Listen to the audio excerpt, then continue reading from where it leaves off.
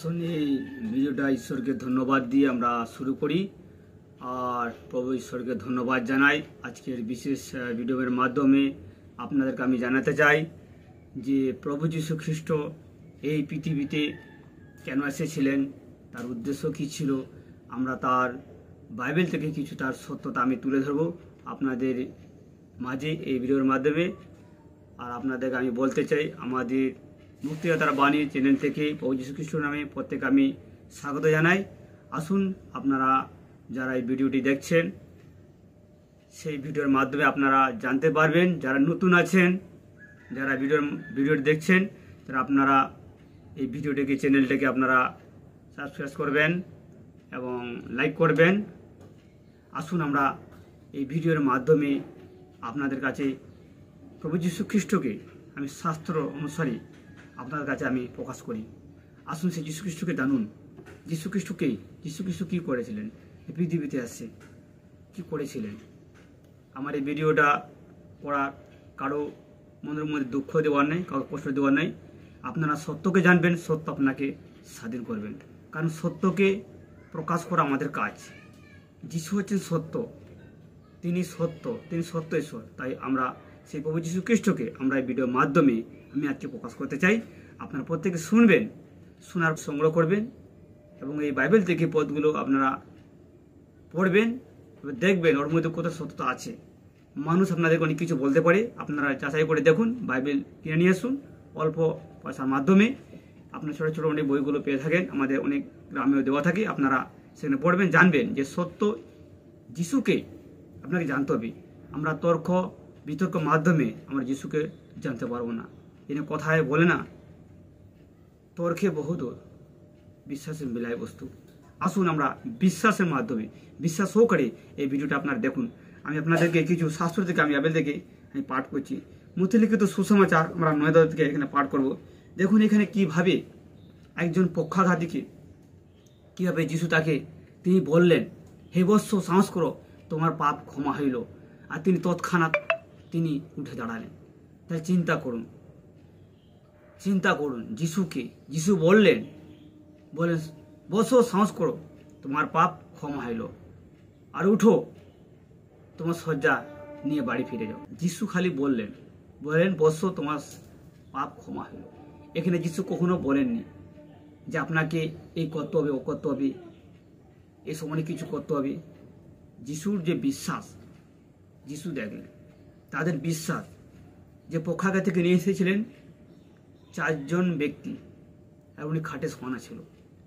সে একটা পরিবারে, এমনটা পরিবারে যিশু যখন যেই পরিবারে ঢুকে পড়লেন, সেই পরিবারের দরজায় বহু লোক চারপাশে, সে বাড়িতে তারা ঢুকতে পারছে না। ভাবুন তাদের 4 জনের কি বিশ্বাস যে আমাদের সেই রোগীকে যদি আমরা নিয়ে যাই যিশুর কাছে, যে শুনেছে সেই যিশুর কাছে নিয়ে গেলে ভালো হয়ে যায়। খুলে ছাদের টালি খুলে মাঝখান থেকে যিশু যেখানে তিনি দাঁড়িয়ে কথা বলতেন সেখানে তাদেরকে নামালেন। নামার পর যিশু কি বললেন, এখানে শাস্ত্র আমরা পড়ি। যিশু কিন্তু তাদেরকে বললেন, যিশু তাহাদের বিশ্বাস দেখিয়া সেই পক্ষাঘাতীকে কহিলেন, বৎস সাহস করো, তোমার পাপ সকল ক্ষমা হইল। হালেলুয়া। দেখুন এখানে যিশু কি বললেন। যিশু বলেন তাদের বিশ্বাস দেখে যিশু তাদেরকে বললেন, যিশুর কাছে আসতে গেলে যিশুর কাছে বিশ্বাস করতে হবে। কি বিশ্বাস করতে আপনাদেরকে? যে যিশু একজন, তিনি উদ্ধার করেন। যে আমি একজন পাপী, হে ঈশ্বর আমি চরম পাপী, আমার পাপের জন্য আমি এতদিন কষ্ট পেয়েছি, ভুগেছি। আমি আজকে তোমাকে প্রভু বলে হৃদয় গ্রহণ করতে চাই, বিশ্বাস করতে চাই, তাহলে পরিত্রাণ পাবে। যারা ভিডিওটা দেখছে আর যিশু তিনি বলছেন, যিশু তাহাদের বিশ্বাস দেখিয়ে সেই পক্ষাঘাতীকে কহিলেন, বৎস সাহস করো। দেখুন যিশুর মুখের কথা, তিনি তারপরে তিনি বললেন কি বলছে দেখুন। আর দেখো কয়েকজন অধ্যক্ষ মনে মনে কহিল, এই ব্যক্তি ঈশ্বর নিন্দা করিতেছেন। তখন যিশু তাহাদের চিন্তা বুঝে কহিলেন, তোমরা কেন মনে মনে চিন্তা করতেছ? কারণ কোনটা সহজ, তোমার পাপ ক্ষমা হইল বলা, না তুমি উঠিয়া বেড়াও বলা? কিন্তু পৃথিবীতে পাপ ক্ষমা করিতে মনুষ্য পুত্র ক্ষমতা আছেন, ইহা যেন তোমরা জানিতে পারো। হালেলুয়া। এখানে যিশু বলছেন যে পৃথিবীতে মানব জাতির পাপ ক্ষমা করা আমার ক্ষমতা আছে। তাহলে ভাবুন এই পৃথিবীতে ঈশ্বর ছাড়া মানুষের পাপ ক্ষমা করা অসম্ভব, কে করতে পারে না। যিনি সৃষ্টি করেছেন তিনি মানুষের পাপ সকল জানেন, তিনি সব কিছু জানেন। আমাদের মাথায় ওটা চুল আছে সেটাও তিনি জানেন। আমাদের তিনি হৃদয় গঠন করেছেন এক এক করে, তিনি আমাদেরকে গড়েছেন, তিনি বানিয়েছেন। সেই যিশু বলছেন যে পৃথিবীতে, কারণ সেখানকার কিছু মান্যগণ্য লোকেরা সেখানে ছিল, তারা বলছে ঈশ্বর নিন্দা করছে। কারণ ঈশ্বর নিন্দা কারণ কি? সেখানে অনেক শাস্ত্র আমাদের লেখা আছে, যে পরে ভিডিওটা বড় হয়ে যাবে, আমি বলি। বলছে তুমি মনুষ্য হইয়া কেমন করে পাপ ক্ষমা করা বলকে আপনাকে জানতে হবে। আমরা যেখানে পড়ি মূর্তি লিখিত সুসমাচার, এখানে দেখতে পাবেন 1 অধ্যায় 18 পদ থেকে যে 25 পদটা পড়েন, আপনারা যেখানে একটা বাইবেল সংগ্রহ করবেন, নেবেন বাইবেলটা, তর্ক বতর্ক না করে আপনারা নিজের থেকে যাচাই করে দেখুন যে বাস্তবে কিভাবে লেখা আছে। বাস্তবে লেখা আছে যিশু কি করতেছেন। দেখুন এখানে পড়ছি, এখানে যে লেখা আছে পড়ছি আমি 1 অধ্যায়, আমি পড়বো 21 থেকে পড়ছি। এবং তুমি তাহার নাম যিশু, যিশুর নাম অর্থ হচ্ছে ত্রাণকর্তা, উদ্ধারকর্তা। তিনি কি থেকে উদ্ধার করেন মানুষ জাতিকে, এটা আপনাকে জানতে হবে।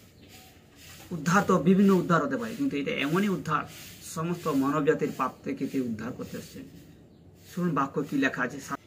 ত্রাণকর্তা রাখিবে, কারণ তিনি আপন প্রজাদিগকে তাহাদের পাপ হইতে ত্রাণ করিবেন। অর্থাৎ আপন প্রজা, ঈশ্বরের প্রজা মানব জাতি, আমরা তার প্রজা।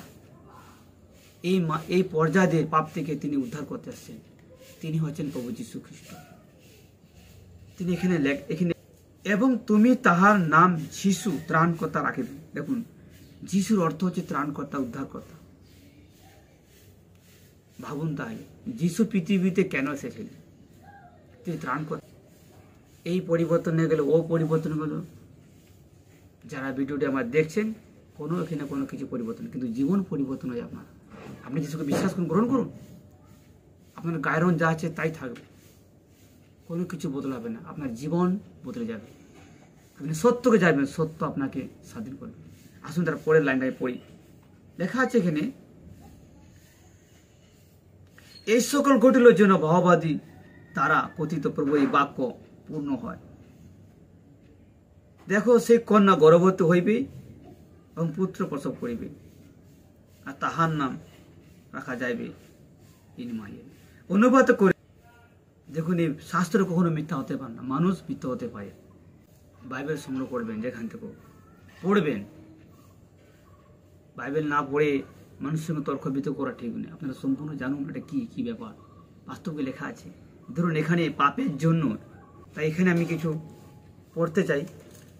তাই লেখা আছে, তোমার বিশ্বাস তোমাকে সুস্থ করল, তোমার সকল পাপ ক্ষমা হইল।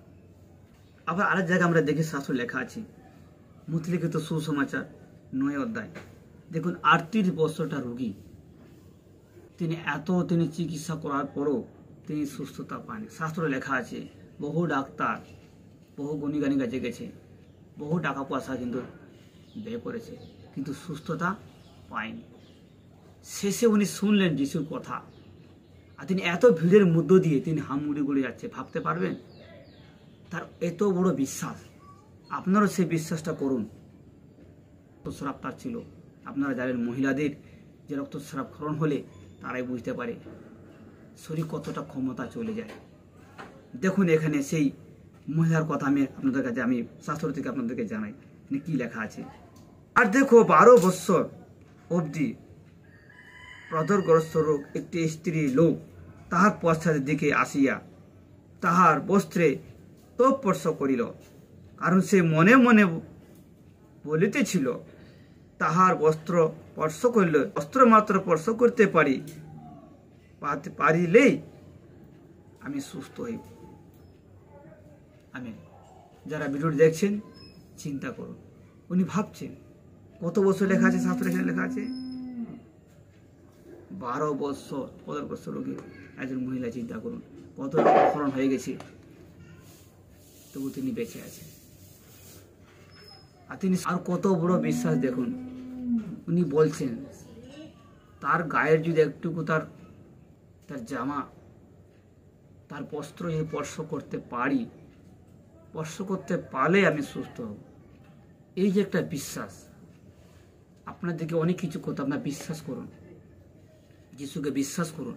যখন সেই বিশ্বাসে স্পর্শ করলো, তাতে তিনি সুস্থ লাভ করলেন। তোমার বিশ্বাস তোমাকেই সুস্থ করলো। তারপরে দেখুন কি বললেন যিশু আবার এখানে, বলছে সুস্থ। তখন যিশু মুখ ফিরাইয়া তাহাকে দেখিয়া কহিলেন, বসো। যে তিনি মানব জাতিকে উদ্ধার করার জন্য, কিন্তু এখানে কোনো ধর্ম পরিবর্তন কিন্তু কিছু আসেননি, কাউকে আঘাত করতে আসেননি, কারো ধর্ম পরিবর্তন কাউকে তিনি কষ্ট দিতে আসেননি, তিনি কষ্টকে দূর করতে আসছেন। দেখুন আরেক পদ পড়ি, মতে লিখিত সুসমাচার 9 অধ্যায়, আমি 10 থেকে পড়ি। পরে তিনি গৃহ মধ্যে ভোজন করিতে বসিলেন।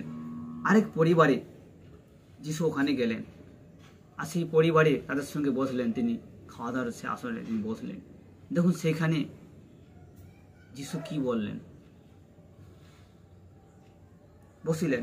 আর দেখো অনেক করগ্রাহী ও পাপী আসিয়া যিশুর এবং তাহার শিষ্যদের সহিত বসিল। অনেক করগ্রাহী, যারা মন্দ লোকেরা, সমাজে তাকে ভালোবাসে না, কেউ সমাজ থেকে বের করে দেয়, চোখ থেকে আলো তাদেরকে রাখা হয়, সেই সব ব্যক্তিরা যিশুর সঙ্গে সেই বাড়িতে তারা বসলো। বসার পর দেখুন সেখানে কি হয়, সুস্থ লোকদের চিকিৎসকের প্রয়োজন নেই, যারা অসুস্থ আছে তাদের জন্যই চিকিৎসকের প্রয়োজন আছে। এই সুস্থ অসুস্থ কারণ কি, তিনি কি সুস্থ কথা বললেন। আমরা এখানে একটু আগে পড়লাম, বসো সাহস করো, তোমার পাপ সকল ক্ষমা হইল। এই যে একটা অসুখ, আমাদের বড় অসুখ পাপ, এই পাপ থেকে সুস্থ হওয়ার জন্য যিশু কথা বলছেন, ফুরসিদেরকে তিনি বলছেন, শিষ্যদেরকে তিনি বলছেন। কারণ দিগকে নয় কিন্তু পাপী দিগকে ডাকিতে আসিয়াছে। ভাবতে পারেন যিশু বলছেন, আমি ধার্মিক দিগকে নয় পাপী দিগকে ডাকতে আসিয়াছি। তাহলে ভাবুন, ধার্মিক কেহ নেই, একজনও নেই, প্রত্যেকে ঈশ্বরবিহীন জীবন যেমন আমরা করেছি। কে ধার্মিক আছে বলুন, কেউ নেই। আমাদের জন্মটাই পাপ। সর্বপ্রথম যখন মানব জাতিকে ঈশ্বর সৃষ্টি করলেন, দুজন আদম হওয়া, তারাই পাপ করেছিল। সেই পাপ ঈশ্বর অবাধ্য কারণে সেই তাদের মধ্যে যে পাপ এসেছিল, সেই পাপ রাজত্ব করে করে করে এত বংশবৃদ্ধি হয়ে গেছে। তাহলে বলুন, নিম গাছের ফল কি হয়? নিমই হয়। তাহলে আমরা কখনো কি নিম গাছে নিম ফল না ধরে আঙ্গুর হবে? কখনোই না। আমাদের আদি মাতা পিতা, প্রথম সৃষ্টির মানুষ ঈশ্বর বাধ্য হয়ে তারা পাপ করেছিলেন। সেখান থেকে আমরা বংশের পর বংশ এত মানুষ সংখ্যা বেড়ে গেছে। তাহলে ভাবুন, সেই নিম গাছের ফল নিম গাছই হয়। আমরা সেরকম তারই সন্তান, সেই পাপী মানুষের সন্তান, আমরাও পাপী জন্মেছি। সেই জন্য যীশুখ্রিস্ট এই ধর্মধামে তিনি ধরা দিলেন মানব রূপ ধারণ করে। চিন্তা করুন, যীশুখ্রিস্ট কেন এসেছিলেন ভাবতে পারছেন? এখানে না কারো ধর্ম পরিবর্তন করছেন, না কাউকে ধর্ম দিতে এসছেন, না, এটার জন্য যিশু আসেননি। অনেকে বলে থাকেন যিশুকে মানলে নাকি খ্রিস্টান হয়ে যায়, খ্রিস্টান ধর্ম হয়ে যায়। এমনি এখানে শাস্ত্রে কোথাও লেখা নেই, কোথাও লেখা নেই। আপনি পড়ুন কি লেখা আছে। যিশু এখানে আপনাদেরকে পড়ে শুনলাম শাস্ত্র থেকে কি লেখা আছে। যিশু এখানে ছেলেটাকে বলতেন যে বৎস, আমি তোমাকে ধর্ম দিলাম আর ভালো করে দিলাম না, যিশু উনি বলেননি। যিশু বলেছেন বৎস সাহস করো, তোমার বিশ্বাস তোমার সুস্থ হইল। আর এখানে যা পাপ ছিল তিনি পাপ ক্ষমা করলেন। ভাবতে পারবেন? এখানে 12 বছর পদগ্রস্ত রোগীকে দেখুন, স্পর্শ করতেই তিনি সুস্থ হয়ে গেলেন। তাহলে ভাবুন উনি কি ধর্ম নিলেন। যিশুর বস্ত্র স্পর্শ করতেই তিনি সুস্থ হলেন, আর ওনাকে বলেন শান্তিতে বাড়ি চলে যান। বলুন তাহলে কি করে তার ধর্ম পরিবর্তন হলো? না, যিশুকে মানলে যে ধর্ম পরিবর্তন হয় এটা কিন্তু ভুল ধারণা, এটা ভুল। কারণ বাইবেলে উনি কোথাও লেখা নেই যে যিশুকে মানলেই এই খ্রিস্টান ধর্ম হয়ে যাবে। না, যিশুকে বিশ্বাস করলেই এটা জানবেন যে পাপ থেকে উদ্ধার পাবেন, মুক্তি পাবেন। তাই আমি এখানে আপনাদেরকে ভিডিওর মাধ্যমে আমি আপনাকে জানালাম। আমি এটা আশা করি আপনারা বাইবেল কিনবেন, বাড়িতে গিয়ে পড়বেন, জানুন যিশুর বিষয়ে, আপনারা জানুন যিশু কে, আমাকে জানতে হবে। কেন আজকে চার্চে আছে, যিশুকে মানছে কেন, কারণ কি? খালি কি সুস্থ হয়ে গেছে বলে? তা নয়, মেন হচ্ছে আমাদের পাপ থেকে উদ্ধার পেতে হবে। এই পৃথিবীতে যাওয়ার আগে ঈশ্বর কাছে পাপগুলো স্বীকার করতে হবে, স্বীকার করতে হবে। যিশু বলেছেন, আমি পাপীদেরকে সুস্থ করে এসেছি, ধার্মিকদের জন্য আসেন, আর আমার কেউ ধার্মিক নয়। আপনারা বুঝতে পারলেন এই ভিডিওর মাধ্যমে যে যিশু কেন এসেছিলেন। এরপরে ভিডিও আপনাদেরকে আবার বিস্তারিতভাবে আবার আপনাদেরকে জানাবো ভিডিওর মাধ্যমে, শাস্ত্রের মাধ্যমে। দেখুন যিশু আবার কী কী কাজ করেছিল, যিশুকে এই যে পাপ যিশু আমাদের ক্ষমা করছে, এই পাপগুলো কোথায় যাচ্ছে? যিশু বলছেন সমস্ত পাপ, শাস্ত্র বলছেন, লেখা আছে সমস্ত পাপ যিশুর উপরে গেছে। মানব জাতির পাপ তিনি স্বেচ্ছায়, সমস্ত মানব জাতির পাপ যিশু নিজের উপরে নিয়েছেন। আর আমরা সবাই জানি পাপের বেতন মৃত্যু, তাই আমাদের সকল পাপ তিনি নিয়েছেন আর তিনি মৃত্যুবরণ করেছেন। কালবেরি ক্রুশে তিনি মৃত্যুবরণ করেছেন, আমাদের পাপকে তিনি নাশ করেছেন, আর তিনি আমাদেরকে নরক থেকে বাঁচিয়েছেন। ভাবতে পারবেন এমন কেউ আছে যে মানব জাতির পাপের জন্য, সমস্ত মানব জাতি, সৃষ্টির মানব জাতির জন্য কেউ মরতে পারে? চিন্তা করুন। তিনি আবার বলছেন, তাকে ক্রুশের উপর দিকে তিনি প্রার্থনা করছেন, বলছেন, হে ঈশ্বর, এরা কি করছে জানে না, এদের ক্ষমা করে দিন। ভাবতে পারছেন তিনি পৃথিবীতে সকল মানুষের পাপের জন্য তিনি মৃত্যুবরণ করলেন আর তিনি ক্ষমা করলেন। আর সেই যিশুকে কবর দেওয়া হলো, শাস্ত্র অনুসারে 3 দিনে যিশু আবার জীবিত উঠলেন। আজও তিনি যিশু জীবিত আছেন, বিশ্বাস করুন যিশু জীবিত, আজও যিশু জীবিত। আপনি সেই জীবিত যিশুকে গ্রহণ করুন, বিশ্বাস করুন, বলুন, হে ঈশ্বর, আমি একজন পাপী, আমি চরম পাপী, আমার জন্মটাই পাপে হয়েছে, আমি এটা স্বীকার করছি, বিশ্বাস করছি। বলুন যে প্রভু, এই শাস্ত্রের মধ্যে জানলাম যে আপনি এসেছিলেন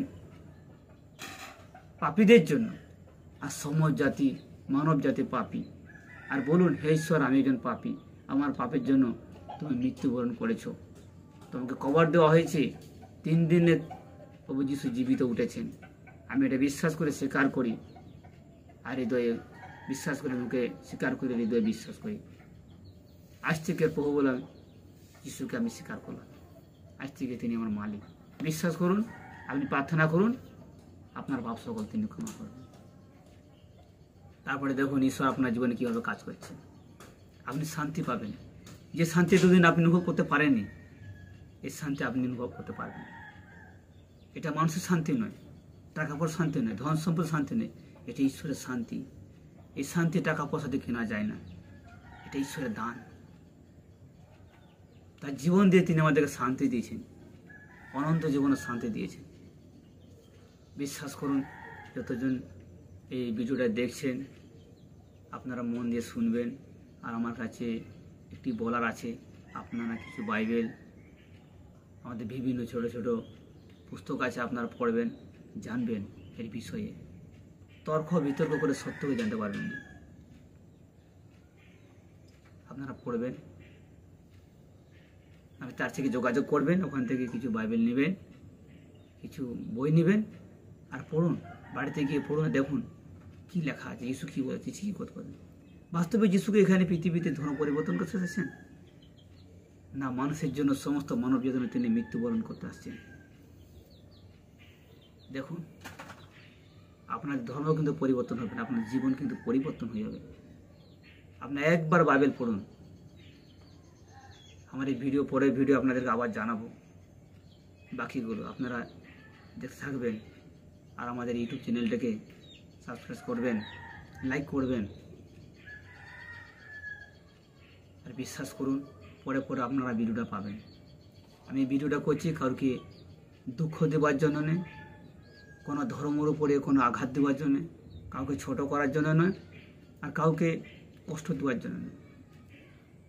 কারণ যিশু সত্য, আর যিশু বলে গেছেন সমস্ত মানব জাতির কাছে জন্য এই কথাগুলো পৌঁছে যায়, মানুষ যেন পরিত্রাণ পায়। এটা পরিত্রাণের সুসমাচার, এটা ধর্মের সুসমাচার নয়, এটা পরিত্রাণের সুসমাচার।